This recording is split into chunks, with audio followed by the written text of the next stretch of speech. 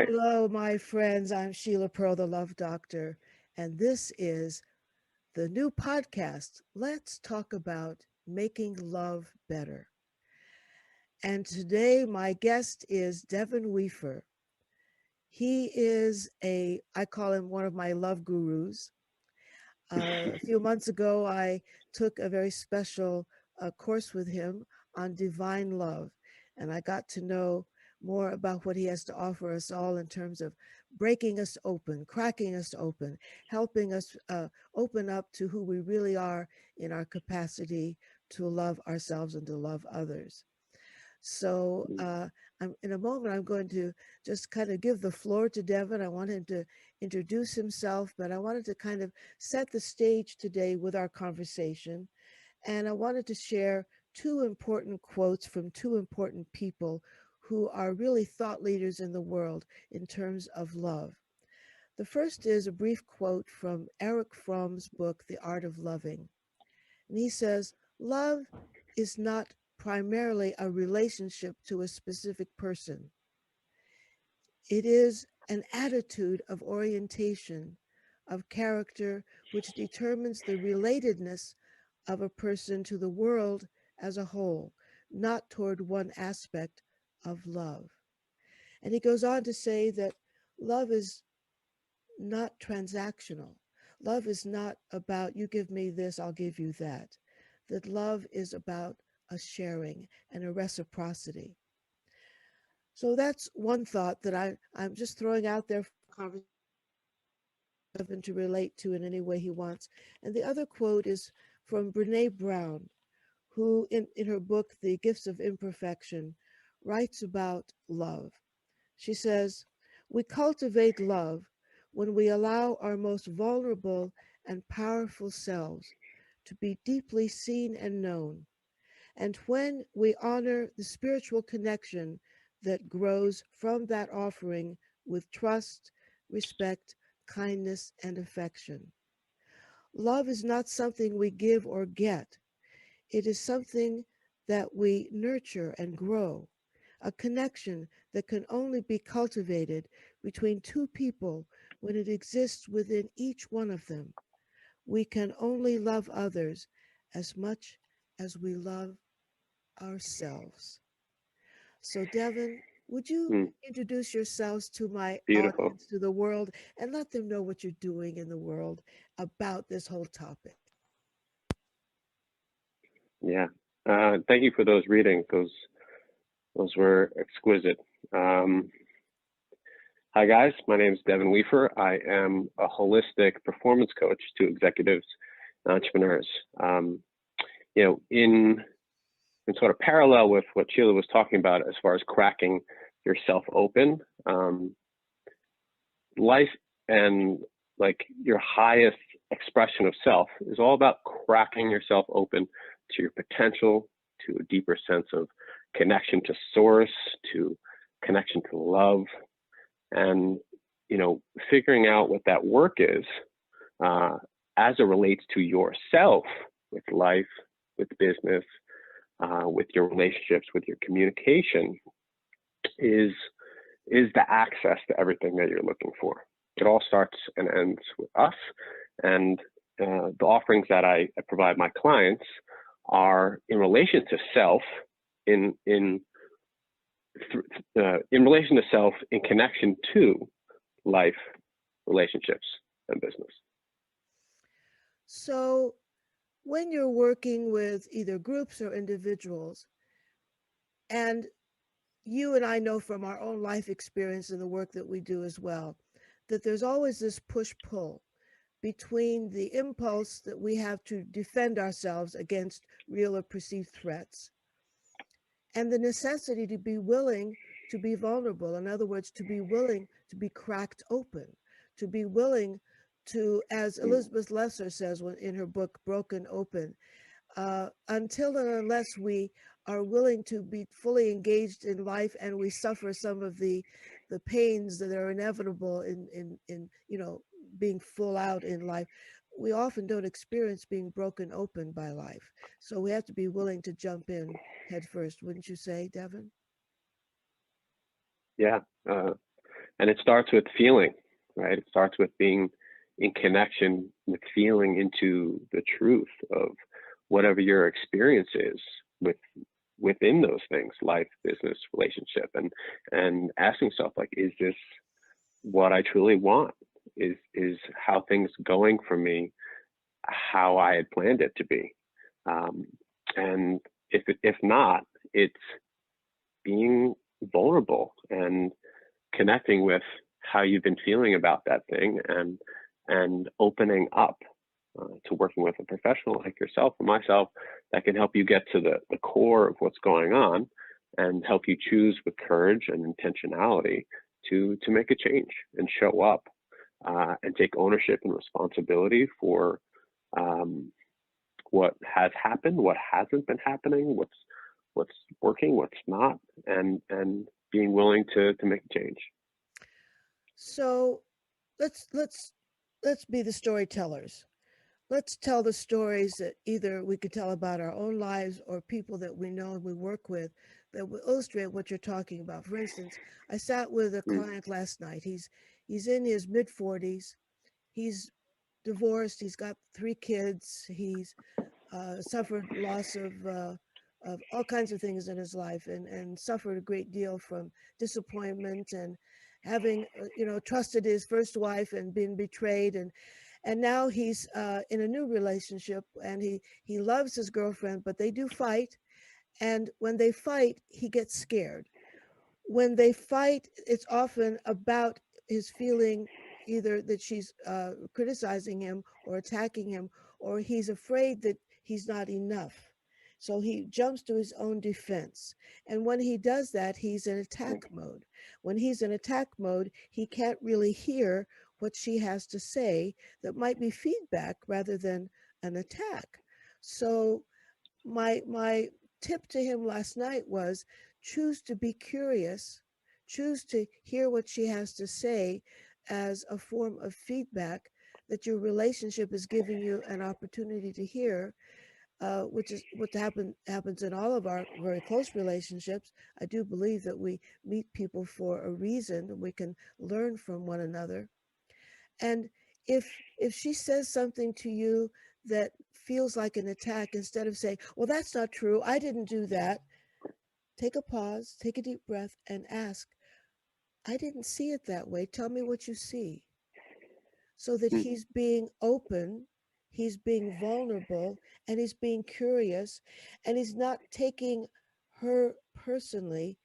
He's engaging, he's leaning in. right. Exactly. And it's the hardest to do that when you feel triggered in your core vulnerabilities or core wounds, right? Which, sounds, from what you're sharing, his one of his core wounds is inadequacy. I'm not enough, right? And so, to him, I'm sure he's really trying, he's showing up, and when she comes with the criticism, he's taking it personally. Obviously, he's doing work with you, so he's working on being a better man and being a better partner and communicator, lover. Um, and from what you're sharing, yeah, it's just so important just to not take it personally. Understand that, take ownership and responsibility for that trigger, for your experience, and be able to communicate that properly with your partner, so that you guys can get on the same page. And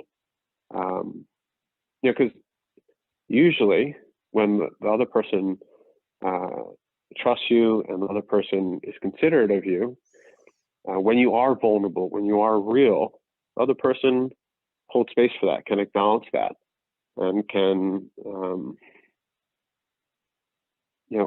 understand what's going on with you that much better. And it is hard for men to sort of express those things. So kudos to him for taking it on, and for doing the deep work, and for knowing and feeling into what the source of all that is. Uh, Absolutely. I mean, I give kudos to everybody who chooses to be courageous. And Hmm. I said to him last night, good for you for being willing to come into me, at the end of a snowstorm, first of all. He drives quite a distance. and to be willing to engage in this conversation where he really wants things to be better in this relationship, and yet he's afraid. He's afraid. And you're right. When people are triggered by criticism and or what feels like a criticism or attack, and they jump to their defense, that core wound is usually, and it's such a it's kind of the universal human condition. Most of us walk around being afraid we're not enough, we're not good enough, we're not smart enough. And this guy admitted to the fact he wants to be the best dad, the best boyfriend, the best teacher, the best everything he does. And so he's always striving for perfection. And I say, and that's why I raise this quote from Brene Brown's book, which is The Gifts of Imperfection, because so often what Mm, gets in the way is the illusion that any of us have that we are capable of perfection. Although I do refer to our perfect imperfection. In other words, there's no such thing as perfection. You can have a vision, but right now I'm perfectly imperfect, right? And you're perfectly imperfect right now. And we're all works in progress. And we all have things to learn and we all have ways to grow. And so for this, to me as a young man, because he's about 30 years younger than I, so I feel like, I could pull the senior card here. But but he's lived a lot of life already. He's been married, divorced, has kids, and he's, embarking on this new relationship. And and in that, he's afraid of making the same mistake. He's afraid of embarking on another relationship where he's going to be disappointed. And mm, I do know, according to all the thought leaders and the masters that I've studied with, and one of them was Neil Donald Walsh, and he mm, says, uh, how does he put it? I shared the quote yesterday. Um, and it goes to being willing to take a risk. Oh, there are no guarantees. That's it. There are no mm, guarantees, right? There's no such thing as a guarantee. Okay, we buy insurance as some form of guarantee, right? But in human relationships, there are no guarantees except for one possible thing, and that would be myself. I'm in charge of me. I'm not in charge of anybody else, but I am in charge of me. And for this man last night who sat in my office, actually weeping from being afraid, right? He mm, says, mm, I can't stand the idea of making another mistake. In fact, you put it even more specifically. mm, I can't stand it, the idea of being a failure again, because mm, he saw his first marriage, which ended in divorce, as a failure. Although mm, she cheated on him, she betrayed him, but he still sees that as his failure. Now, it's true, mm. every relationship has two people in it. Right. So, to the extent that he was in either consciously or unconsciously a part of that outcome, a part of that result, we need to own that, you know. But it's nobody's fault necessarily, but there could be an explanation. So, in his mind, he's afraid of failure. But if we allow the fear of failure to stop us from moving forward, as Neil Donald Walsh says, there are no guarantees. And if you want guarantees, you don't want life, because life isn't this pre-scripted story. You are writing it every step of the way. Right. So In every moment. how do Mm, we deal with the reality of mm, life is there are no guarantees. There's no such thing. And I know you've recently begun a new relationship, and you know about me that I have I'm still in the middle of that relationship that I reconstituted from 50 years ago. And mhm, I've mhm, been ever so bold, and we're getting closer to the possibility he may come up and visit and stay at a friend's house where we can, have plenty of space and a big kitchen to cook in and all that sort of thing. I've been very bold, but I don't take his hesitancy or his resistance personally, and I love him and I will continue to see him, but I don't take mm, his pushback personally. So it's very liberating, mm, right? So I've been cracked open to the point where I've been bold and brave, and yet I know I know he's sweet on me. So whatever his hesitation is, it's him, not me. and we'll just deal with that. But tell me what you've learned about your own life mm, being cracked open, about your own life being mm, willing to venture into a new relationship when perhaps you had been disappointed previously. Could you share that? mm. Yeah, sure. And I'll share it in a way that's relatable to what your client is going through. Us humans, we're really scared of making the same mistakes, right? And in bringing our past into our future, not being able to course correct. But the beautiful thing about what your client is doing and what I do in my relationship is having fully transparent, open conversations, um, so that your past doesn't become your present and forever perpetuate your future. Um, so him sharing that he doesn't want to make the same mistake, that his relationship to his wife is valuable. Him owning those things, owning his feelings, owning his intentions, and walking with integrity and character about choosing to fix them, and being a stand for that being different, and knowing the container that you're trying to create for the loving dynamic, what your non-negotiables are, what your values are, what actually bonds you to that individual. You know, that is through which a relationship will thrive or break down. Right? You want to have obviously alignment with the non-negotiables, the values. You want to be as transparent as possible with what you're looking for. And obviously it takes work, regardless if the person is your divine partner, your divine match. Like it takes conscious conversation, because we all come into relationships with something we're carrying from our past, something we're from our past, carrying over from our past relationships. And to the extent in which we can have conversations as things come up, as we feel into, wow, this is why I'm reacting a certain way. This is why I'm triggered. This is why I've been, standoffish, or, not communicative. Then things can change. If you, as an example from my own personal life, me and my girlfriend are deepening and deepening and deepening. Right, have the same values. What our non-negotiables are very similar. And in my last relationship, or my previous relationships, I mean, I've been a bachelor. I was usually the one to leave. I was usually the one to move on. And what I shared with her, it was really hard for me to share, and I got choked up, was that I wasn't scared of her hurting me. I was scared of me hurting her, and doing something that would jeopardize the relationship. My fear of, messing up the relationship, because I have such intentionality, and I want to move with such integrity and character that, I take her into account at all points of time. But that was big for me to cough up and share, because it was vulnerable for me to share that and share that fear.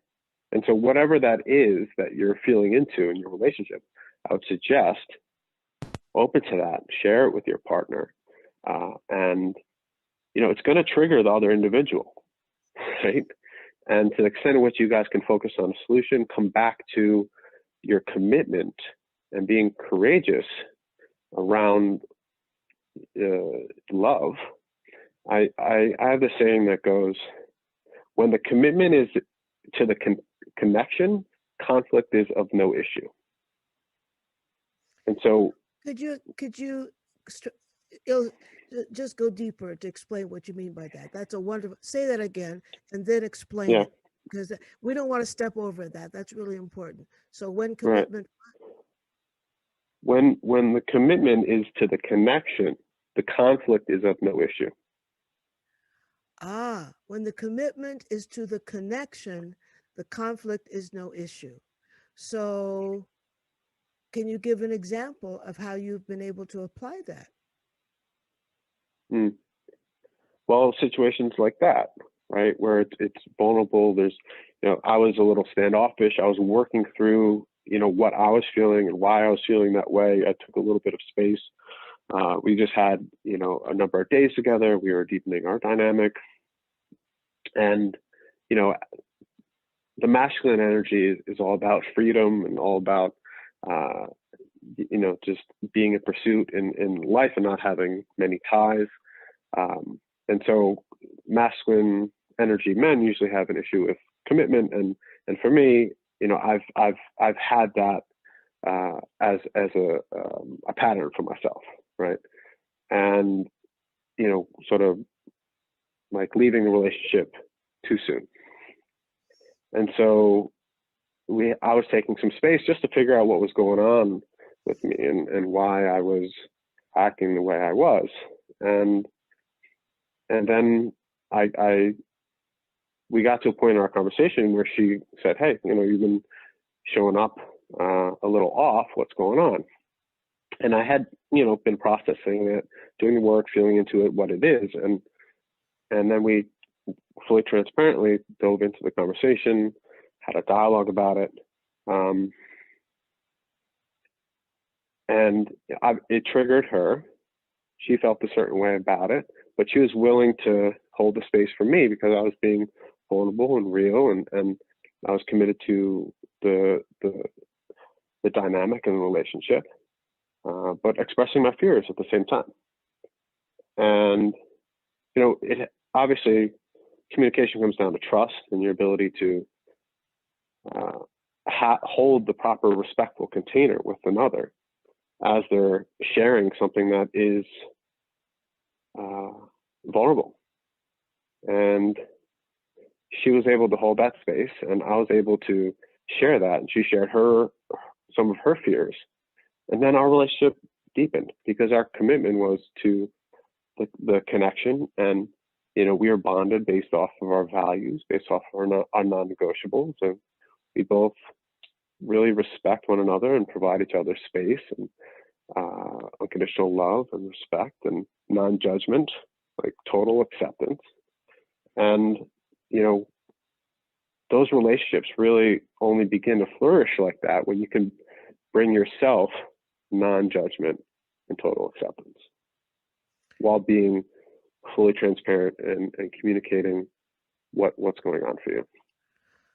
So, as you're talking, I'm thinking of another client of mine who had been dating someone and had felt that they had reached kind of like a wall, like an impasse, and he wasn't sure if this was the relationship for him. He wasn't sure if he wanted to go Mm-hmm. forward, and he actually was ready to end the relationship. And he had a conversation with his partner, and his partner opened up to him, letting him know all the things he had been afraid of, but didn't want to say, and was afraid of being rejected or afraid of being criticized, so never really opened up. And what had bothered my client was he didn't feel the connection. And so once they had this deep conversation in which they were ready to break up with one another, it Mm-hmm. created a new level of connection. And this is 3 months later, they're still together, because that conversation, which was kind of like a complaint, kind of like I'm not feeling it, I'm not feeling like we're really moving forward, it was also feedback. And so my client's partner had the courage to tell him why he wasn't opening up, why he wasn't more communicative, why he didn't share more, because he was afraid. And then they came in together, and I helped them unpack it so that they Mm-hmm. could appreciate what was going on. And they're enjoying a much deeper, more loving, sharing relationship because, as you say, they focused on, they made the commitment to the connection. They began to see what was not working was they were not fully connecting. They weren't fully connecting Right. because fear was getting in the way. So Mhm. when I often say, when fear enters the relationship, the connection goes on vacation, or when judgment is in the Mhm. space, love goes on vacation. In other words, fear and Mhm. judgment are barriers, and if we can, see that for what it is, and choose to be courageous, choose to be brave, choose to be vulnerable, and to speak your truth without being hurtful, then we establish that connection. And as you say, if and when you have that connection, you can have differences about all kinds of things, and then you can agree to disagree. You don't have to agree on everything, Mhm. but be willing to talk about it, and be respectful. Again, getting back to that whole idea of being respectful and open and authentic and kind and affectionate. So tell me more about what you know about what we can do, how we can choose to connect more effectively. And because, this is all about how to make love better. And how we can make love better is to connect better. So tell me more. Connection is obviously through ourselves, right? I think you were mentioning in the quotes about spirituality and connection to source and um, to our depth. And when we choose to, share vulnerably and being like authentic and fully transparent without resentments, without shame, without blame, without guilt, it truly does open up an amazing space, because we're doing that to ourselves all the time. And when we, choose the opposite of leaning in and cracking ourselves open, because it is difficult to say. The words will fumble off your tongue, and um, you'll have a knot in your stomach. But you know, to really truly live with life, with in connection to source, and um, trusting the evolution of everything, it's to show up, uh, and own and take responsibility for for as much as we can, the good, the bad, the ugly, and through that willingness to be to walk with such integrity, that that is the key that opens up everything. Well, Because otherwise, if you hold it in, resentment builds. You yeah. blame your partner, the ego comes in. It's a way in which you eradicate the finger pointing and uh, the protection and the defenses that start to the barriers that start to come up, that separates you in connection with yourself and connection to that individual. So if we go back to the idea that one of our fundamental fears is I'm not enough, I'm not good enough, if I fail at something, I'm a failure. There's a difference between failing at something and being a failure. There's a difference between making a mistake and being a mistake. There's a difference between perhaps not having enough knowledge or enough um, skills to do what you want to do and not being enough. And we can always add to our skill set. We can add to our knowledge and all that sort of thing. So, as I see it, the journey in loving relationships and the journey in making love better is to constantly remind ourselves of the big lie so that we are willing to step into our truth. It's not true that I'm enough. It's not true that I'm not lovable. It's not true that I'm a failure, although maybe I failed at certain things. So that our focus is on being so happy and excited to share who we are with another. I'm not looking for them to validate me or approve of me. So I'm not constantly focusing on needing something from them. I'm focusing on wanting to give to them of myself. And to me, that's what makes the difference in the quality connection and the authentic connection and in the vulnerability that we're willing to share, which makes it possible to have what I call intimacy.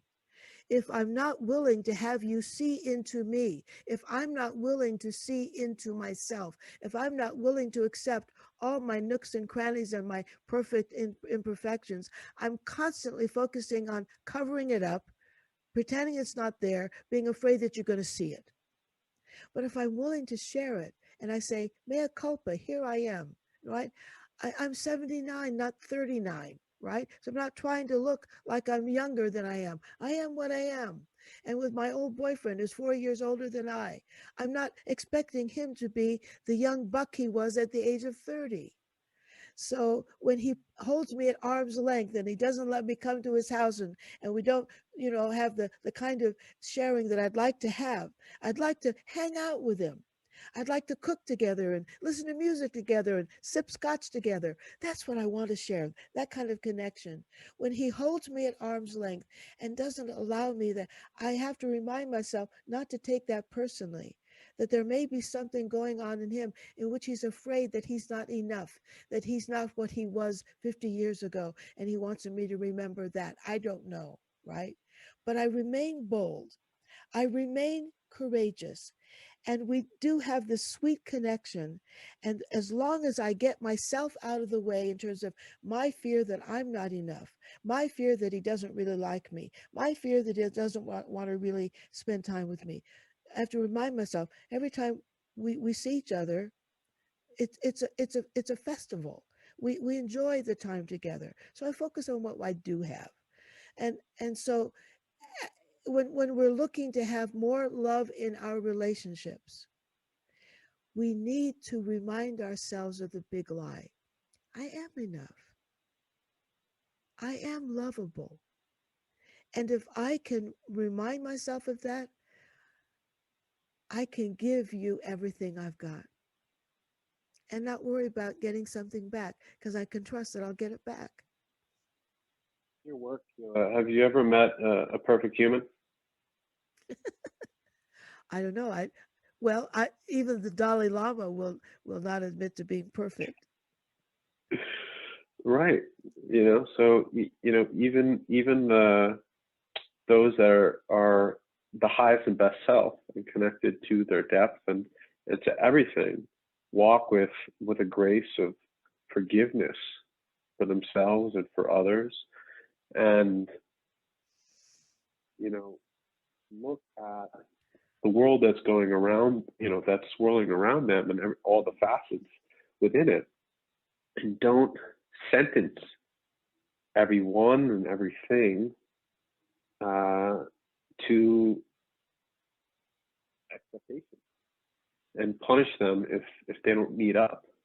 I think that's where a lot of people get in trouble is they're holding to themselves to unrealistic expectations, um, but are human, right? And not doing the work to sort of work through the shame, the blame, the guilt, to find forgiveness, and are holding their partners to the same.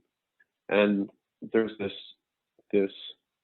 this dance of protection and defense, and barriers that we all get to break down and come to the conversation more authentically open, and you know in our words in this conversation, cracked open to love.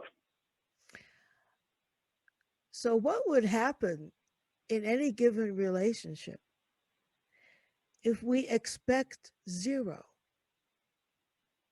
Mm-hmm. If our expectations, perhaps we just redefine what expectations are, but very often we expect something specific in a relationship, usually even unconsciously. We don't talk about it, we don't share our expectations with one another. And then when we don't have that expectation met, we're pissed off, we're disappointed. We're upset. We're very Hmm. upset, right? And very We're often, resentful. We. yeah, and the other person probably doesn't even know what we expect. Maybe we don't even know ourselves, right? So what if Mhm. we shifted this whole idea of expectation to vision? I have a vision for a particular kind of relationship with anyone that I love, whether it's a romantic relationship or the relationship I have with my grandchildren or the relationship I have with my clients or my good friends. I envision that these relationships are a sharing and an enjoyment and allowing it to be whatever it wants to be. That's my vision. Because if I'm willing to be surprised, I'd rather be surprised than have an expectation that was not met. And in that, you get to show up in your highest and best self, and you get to invite that person to play with you, invite that person to uh, agree or be a part of that, and to the extent in which they're willing, the extent in which they want to do it, and your discernment of, you know, does their extent to which they want to step forward into that and share that with me, is that important? Does that matter? Or is it okay that they do other things and may show up in other ways? And are they providing, um, us what we're looking for or not? And I think it's sometimes hard um, to show up in that conversation fully intentional, but unattached to the outcome. And that's really where the magic lies in communication and relationships. It's being highly intentional and clear on your boundaries, what you want, what you're looking for, and you deserve, things that are non-negotiables and things that you value and care about. Doing that work for yourself first, and then inviting someone to play with you, play that game of life and relationships, and you see if you guys are aligned in your highest future vision. I mean, the thing that really bonds me and my partners, we have the same vision for what we want to do in humanity. We started a new group called Healers for Humanity, and we're sharing resources and events and workshops eventually. And that's something that we share and we're partnering on and working to build. And that lights me up, it lights her up, and we're going back and forth on that. And there's plenty of things in our life that we're connected on and building together. So you want to make sure that you guys are on the same page, and you guys are both being intentional about building building the life that both of you want. So it sounds to me like it's called Healers for Humanity. Yes? Yeah. It sounds to me like this is an aspect of, an offshoot of, certainly a cousin to, if not a sister or a brother, of the course that I took with you on divine love. So, would you share a little bit more about your take on what constitutes divine love? It sounds a little woo woo, maybe for some people. And could you kind of give us some bullet points, some seminal ideas about what divine love is and how that would help anybody make love better? So I'll get to that. The Healers for Humanity, that's a new project, because in my spiritual journey, I wish I had a tribe of people that were on the same path. I wish I had access to different experts and, modalities. And what we're looking to do in that group is provide questions and space and events and resources and experts that support someone in their journey. So giving people that are on the path as many puzzle pieces as we can to help them accelerate their individual journey, which also accelerates the collective ascension. So that's our focus. As far as divine love, it's a lot of what we've been talking about, which is coming back home to your source, your connection, your deepest and highest connection to self, through letting go of the judgments, letting go of the resentments, the blame, the guilt, finding acceptance for yourself, looking in the mirror and seeing God in yourself and God in the person next to you, your family, your friends, forgiveness for yourself and for them, and your lovers of the past, present, and future. But it all starts through us, and the end result is a deepening connection with those people. But it comes through the vulnerability, it comes through the willingness to do the deep work and not shy away from it, and be courageous to crack yourself open to your highest expression of self and the depth, which is everyone, which is love. So it sounds to me, tell me if I'm on track or not. The divine love is that acceptance and awareness, first of all, awareness and then acceptance, that we have within each of us, that divine spark, that divine essence, and that is fundamentally who we are. We are love. We are gratitude. We are generosity.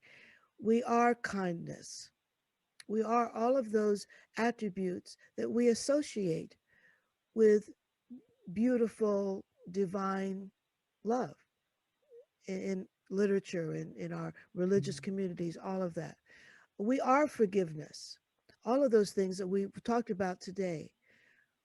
And so often we get in our own way because we believe the big lie. We believe some of the things that we believed were true because we were disappointed, we were betrayed, we were abused, and that jaded us. That we lost our innocence. To defend and protect ourselves. Yeah. Right. And that works from 7 to 20. Right. But it doesn't work when you really want to step into your truth, your authenticity, your essence, and be in alignment with your highest self. It just can't. Right. And we have to do that deeper work to break those down and open up to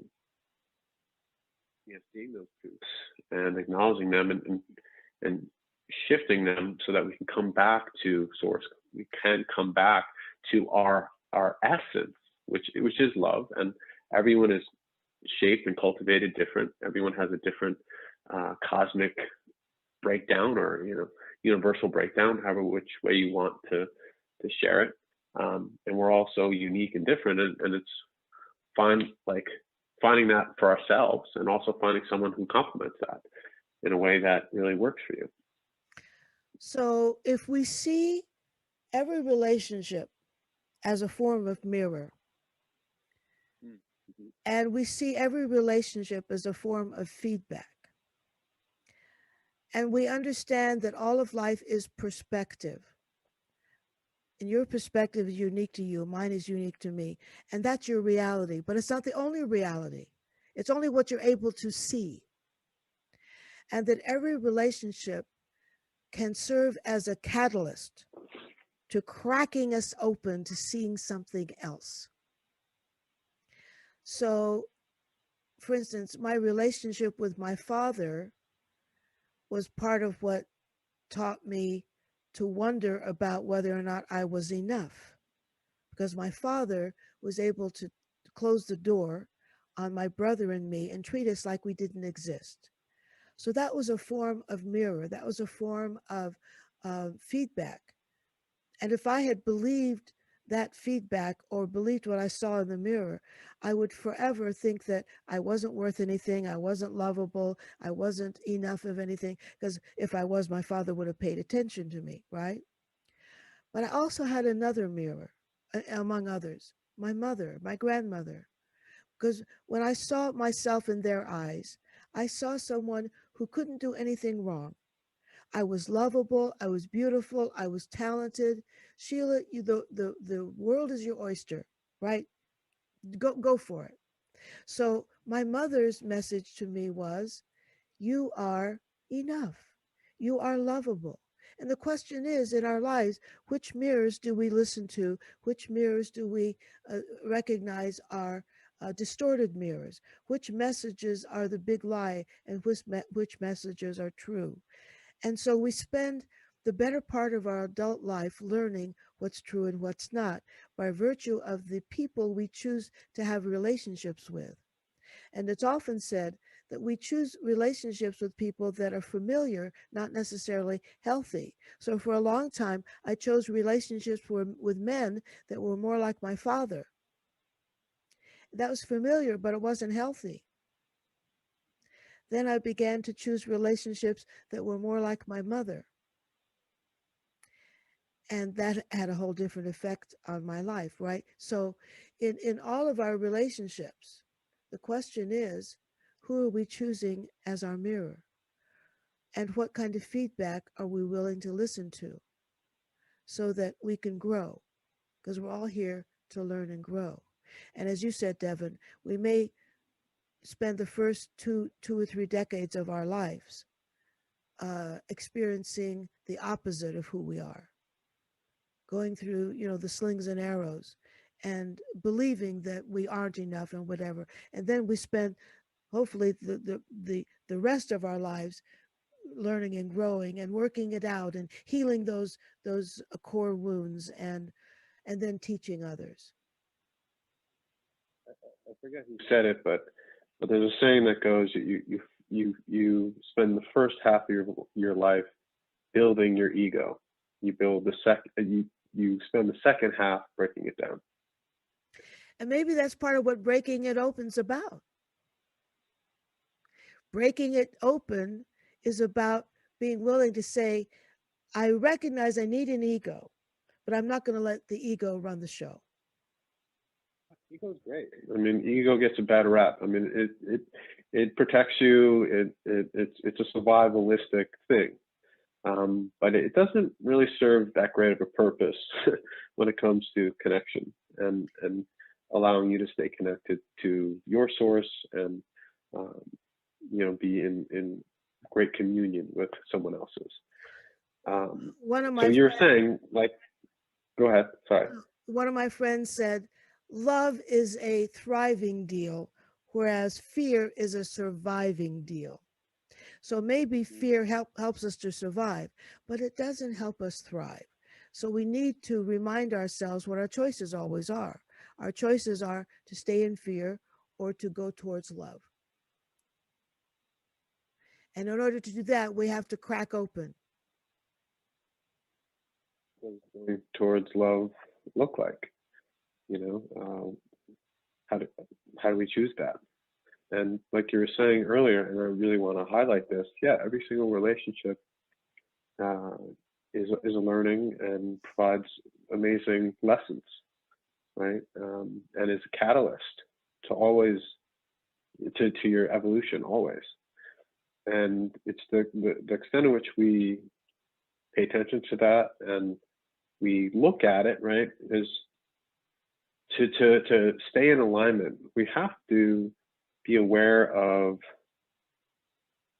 the learnings and lessons so that we can choose opposite. So we can choose what's in connection to our highest and best good.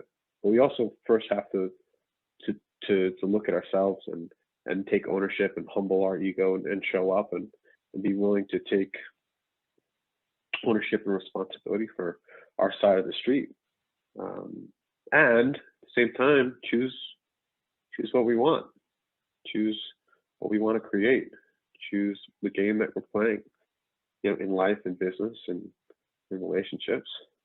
It's all a choice, So, and you can so, go whatever direction you want.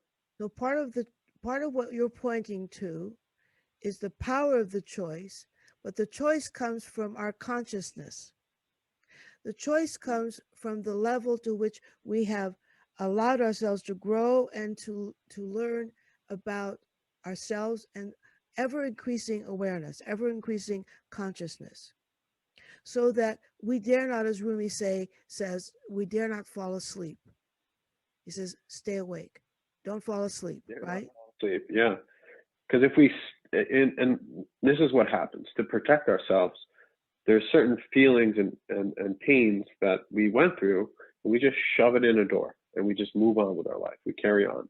We might even, you know, uh, box off, close off the door, put wallpaper up, put chains, vaults, whatever you want, right? But those things are still in there. Those things are growing. They're what you don't shine light on festers in the being and the body, right? And so if we can connect and connect the dots back to what those things are that are causing us pain from our past, that are perpetually affecting our future, and pull those anchors out, pull those things out, go into the courageously be willing to go back there and open those doors and clear it out and shine light on there. We reclaim our heart, we reclaim our energy, we reclaim, you know, our authenticity and our essence and ourself. But we have to be willing to go into those dark places that long ago we closed ourselves off from and from others from accessing. So, what I've learned, Devin, and I know you have as well, is that to be a lover, to truly be a lover in our most intimate relationships, we must be a spiritual warrior. Do you want to speak about that from your experience? Be a spiritual warrior. Say more about the context of spiritual warrior as it relates to Well, love. being a spiritual warrior is being willing to be vulnerable, to be willing to see yourself, to be willing to continue to look, so that you're not closing your so many people say, I've learned enough, I've gone to school long enough, I don't have to read anymore, I don't have to learn anymore, I don't have to take any more courses, I don't have to have another coach, right? I'm 79, I'm constantly hiring coaches because I want someone to kick my butt. I want someone to hold my feet to the fire, because I know it's too easy to fall asleep, right? So, so right now, among my most loving relationships are my relationships with my clients. I dare not fall asleep. I must stay awake. I must choose to be fully awake in those very precious relationships that I have with my clients. I am in the trenches with my clients. It's truly an ongoing, intimate conversation I have with clients, right? Likewise with my grandchildren, likewise with my good friends, likewise with my old boyfriend, so that I'm willing to look more deeply at myself, recognizing he may be a mirror for me that I'm not willing to acknowledge. And the closer I look, I realize he's just like me in so many ways. He probably doesn't want to take the chance of hurting someone else because he's not a really good partner in some ways. In other words, I am so busy doing my life. I'm so busy doing all the things I love. If I had someone in my life who expected me to be home making dinner every night, uh, that would be a problem, right? And Pierre is 83. He's always working on something. He's often up most of the night working on another project. He's probably learned that most women he'd be involved with would be pissed off that he's not available to them more, right? So maybe he's assuming that if he gets into a closer relationship, I would not accept him. I would not stay with him. I would not, right? And so I'm thinking, I've discovered by being single for a while, as he's discovered being single for a while, that we kind of like being single. And yet we like to have some semblance of a relationship. So I'm thinking, well, mhm, maybe he's come into my life to show me an aspect of myself that I really didn't want to see. Because I thought mhm, that I wanted to, because I was married 32 years to the love of my life, I thought, maybe I need another relationship just like that. Well, maybe not. Maybe I need mhm, another mhm. kind of relationship. I need to stay Right. awake and be willing to see myself at this stage of my life and recognize, well, maybe I don't want to have what I had before. Maybe I want to have a variation on that theme.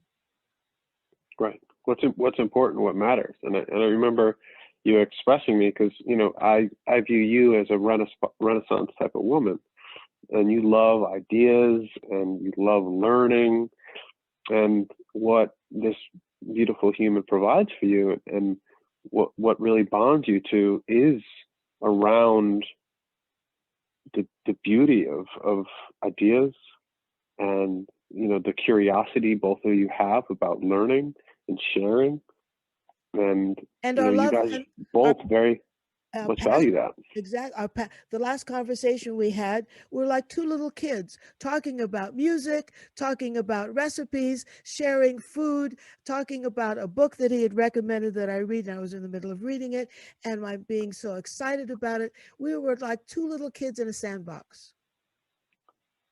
Right. But if you related to him based off of 30 years ago, it wouldn't work, right? Or you would have certain expectations, and so it's so important to know what's important to you, what matters in certain stages of life, and that does evolve and does change. And we, in our relationships, we want to have the foresight of focusing on, what bonds us between this other human, and look at that reflection of ourselves in them, and how they complement, not complete us, because no one can complete you, right? You complete you. Your happiness is completely your responsibility, and you want to be with someone who elevates that and really nourishes that. And in your relationship that you have with him, he really does. And vibrationally, you guys just elevate each other. And It's that's so great. true. It's true. We do. And I want to honor that. I don't want to give that up, but it doesn't make me a beggar. It makes me a goddess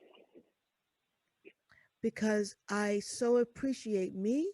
I so appreciate him. And I recognize that some things have nothing to do with time and space, that they have something to Mm. do with the quality of connection. And we get back to that wonderful idea that you shared a little while ago, and that is when you have a commitment to connection. What was the other part? Something else doesn't matter. What?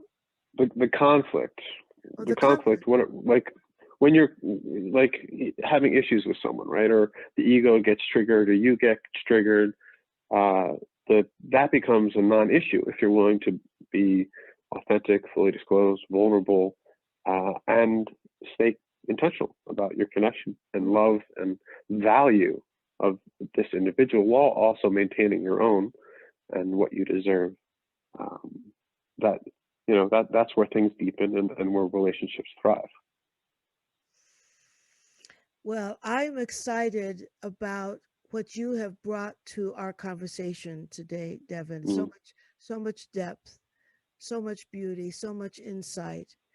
And I'd love to invite you back for part two, and we can talk about what you'd like that to be. But I can't thank you enough for giving us of yourself and your expertise, your insight. And I want you to remind our listeners here how they can find you and how they can be in touch with you. Yeah, well, Sheila, thank you for having me. It's a pleasure to share this space with you, and have these conversations, and I'll be happy to come back and have another one. Can do part two, or maybe even part three. We'll see. Um, People can find me at Devin Weafer on Facebook, and Devin J Weafer on Instagram, or LinkedIn as well, at the same Devin J Weafer, DEVIN JWEAFER. Wonderful. So you are ever present on social media, and you are a very important teacher in our world. Thank you, Devin. So, everyone, thank you for being with us for this episode of Let's Talk About Making Love Better. Until next time, I'm Sheila Pearl, the Love Doctor, saying bye for now.